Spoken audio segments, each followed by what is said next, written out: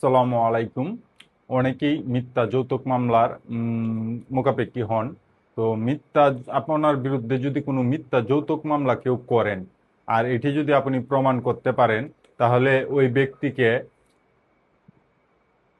যৌতুক নিরোধ আইন 2018 সেকশন 6 অনুযায়ী সর্বোচ্চ 5 বছর এবং সর্বনিম্ন 1 বছর এবং 50,000 টাকা অর্থদণ্ড এবং উভয়দণ্ড হইতে পারে। তাই মিথ্যা মামলা থেকে মিথ্যা যৌতুক মামলা দেওয়া থেকে সাবধান হন, বিরত থাকুন।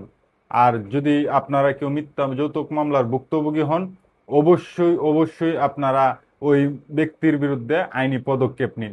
তবে হ্যাঁ, এখানে একটি ছোট্ট কথা আছে। কোনো মামলা প্রমাণিত না হওয়া বা আসামির খালাস হয়ে যাওয়া মানেই মিথ্যা মামলা নয়।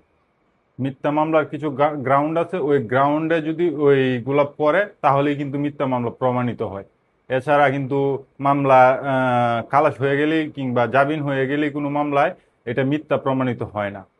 আশা করি সকলেই বুঝতে পারছেন। ধন্যবাদ। আসসালামু আলাইকুম।